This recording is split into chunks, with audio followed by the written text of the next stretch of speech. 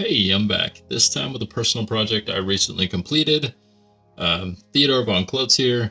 He's a butler who is having the worst day of luck ever. We just need to be able to complete the groom, so I figured I'd show you the process.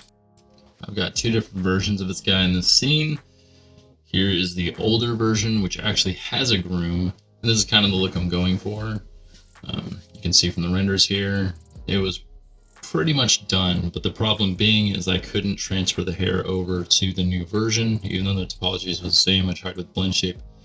It just didn't work out, and I think that's probably because the meshes are a little different scale, different places.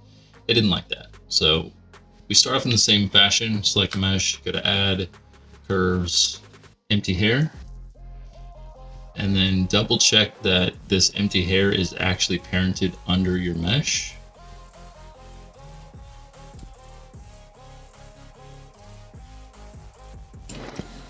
I'm going to switch over to sculpt mode, make sure the add brush is toggled, collapses so I have a better view, and then make sure that the X symmetry is on because I want to add both sides of the hair symmetrically. My hair seemed a little short, so I'm changing the length up here in the curve shape.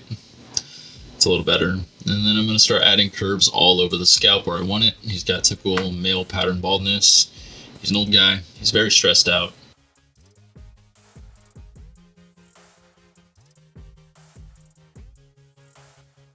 And then if you have follicles along the center line, just remember to turn off your symmetry so you don't get two curves in the same place. I'm going to switch over to the brush mode with the comb brush activated, and I start combing his hair in the way that I think he would fashion it.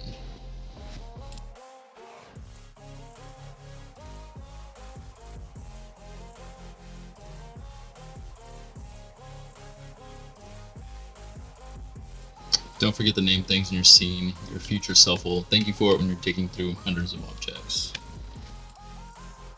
Opening up the asset browser, I can see that there has been a lot of changes to the brushes that have been added, but the hair grooming stuff is still here. It's kind of buried under all these new brushes that are added. So they've added a filter to the left-hand side, and you can select hair, and all the tools are still here. So to start, I always start with the interpolation. And like magic, your hair will disappear. Where did it go? Well, that's because interpolation doesn't know what mesh you're adding the hair to. So you need to find your head mesh name, and that will bring it back. And that's because the distance to mesh is set to 0, so it tells it to grow hair across the entire mesh. So you're going to change distance to guide and also density to what you need it to. It really depends on your mesh's scale. Bigger mesh is going to have a higher density and also maybe a higher distance to guides. The next tool that I use is clump hair curves, and that really helps sell head hair feel. And that's because hair has a tendency to cling together, moisture, static, or whatever. Turn up the distance threshold so that there is some strays, and also the tip spread so it isn't clumping like perfect anime hair.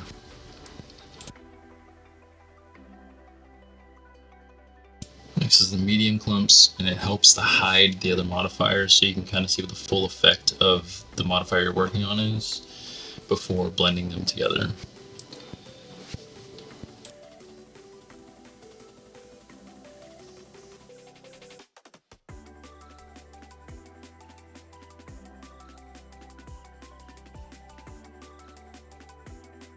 And finally, the smallest clump layer. It'd be nice to have something that had some sort of variance in the value of guide distance here, because not all of the smaller groupings are the same size. Some of them are a little larger in clumpings. So if anyone knows a way to do that, let me know.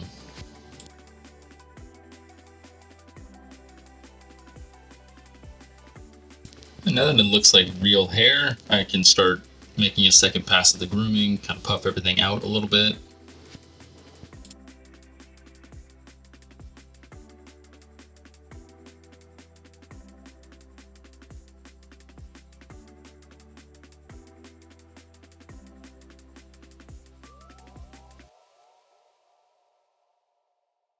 And now that these are at a decent place, I can start working at the eyebrows. But first, what do eyebrows even look like? How do they grow? And it looks like they grow laterally across the brow, almost in a circle formation around the eye. So add an empty hair, give it a name, go into sculpt mode and start adding those follicles.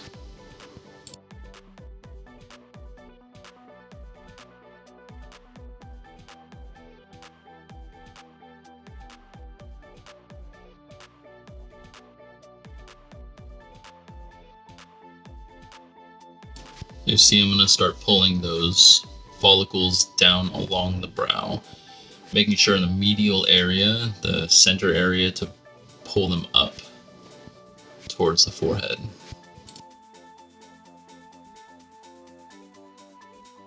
And the same thing as the head hair, throw an interpolation modifier to give it some density. Now I distinctly wanted to give him bushy eyebrows. In a lot of these pictures, the eyebrows cascade across the eyes, which I felt gave a little more tired or depressed, unenergetic look.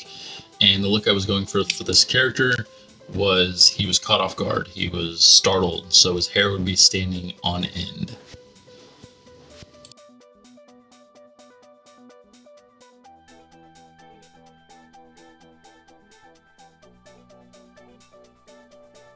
His eyebrows are looking a little patchy and uneven, so I'm adding some follicles to fill that in a little bit. Throwing on a clump modifier, because eyebrows, still hair, they still group together. I only did 2 sets of clumping because it's rather short hair, there's not much complexity to the groupings in eyebrows.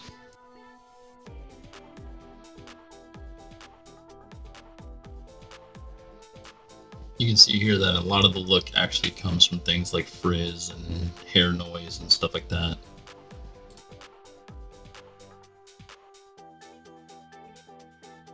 The hair noise kind of randomizes the direction of the follicles a little bit, adding to that bushy look. Now it's time to start in on the eyelashes, which, much like the eyebrows, are hairs that radiate out from the eyeballs because they basically serve the same purpose. They're to keep debris and sweat and dust out of your eyes.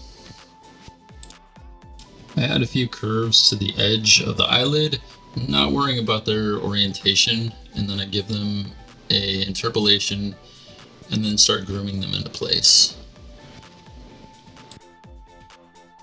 Now eyelashes have a kind of brushy appearance with a fine clumping, almost like a fine tight clumping. Some eyelashes project straight out from the eyes, some curl up, and for him I wanted to curl up because, again, to catch that element of surprise in his face.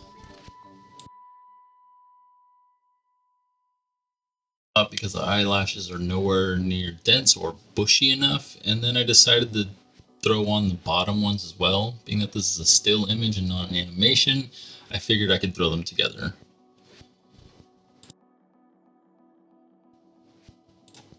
Now we're going to start adding the clumping, and you can see that it's very brushy in appearance. The clumps are very tight, and so you want to keep the shape relatively low and also play around with the distance threshold or distance fall off, which will give you a little bit of a stray hair effect. There's some good scientific papers out there that'll actually show you the taper, and being that the eyelashes don't get trimmed, they fall out naturally, so they have an organic taper to them. The same paper goes over the length of the eyelashes, showing that it has a bell curve, with the medial portion being the longest.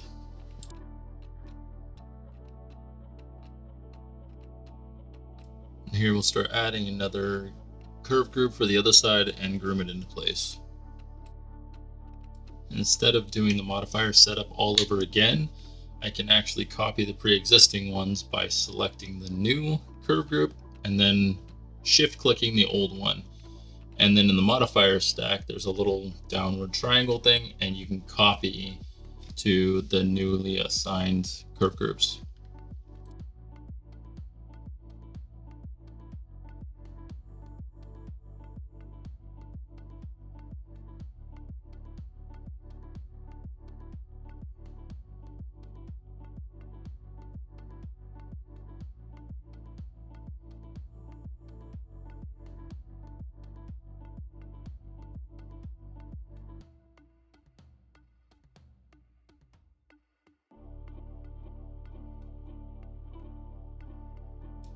I almost forgot to add the trim hair curves modifier, which is a really, really useful tool for making your hair look more natural.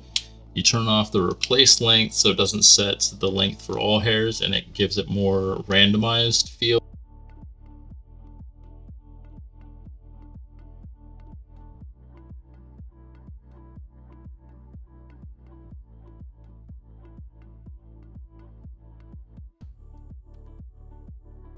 Now I'm going to paint a vertex map so the hair stops growing out of the ears, and also the edges of the hair kind of dissipate a little bit.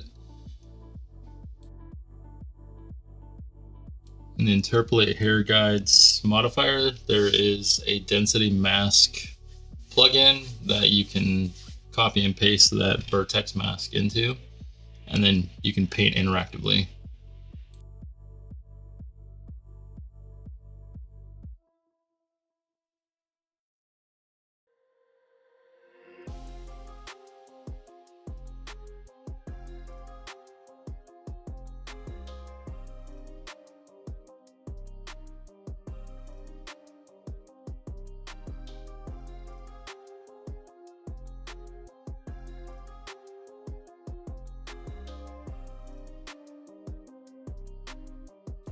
For the shading of the hair, I just switch it over to Principled Hair BSDF, and then instead of direct coloring, I switch it over to melanin concentration.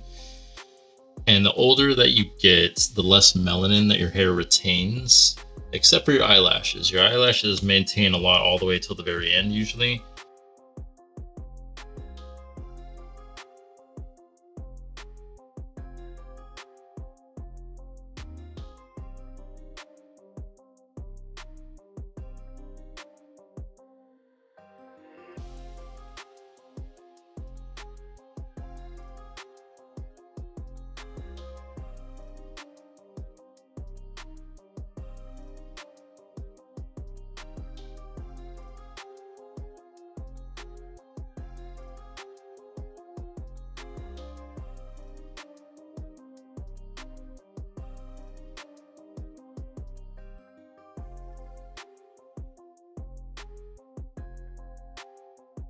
Now I'm going to add a few more sprigs of hair on the top of his head.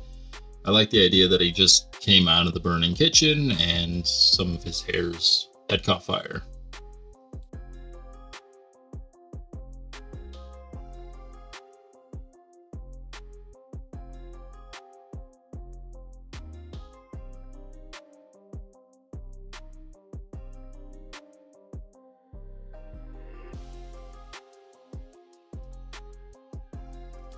And then I add this little plane, which I assign a flame texture I have, and the alpha is basically the same as the diffuse texture, just black and white, so it clips the black.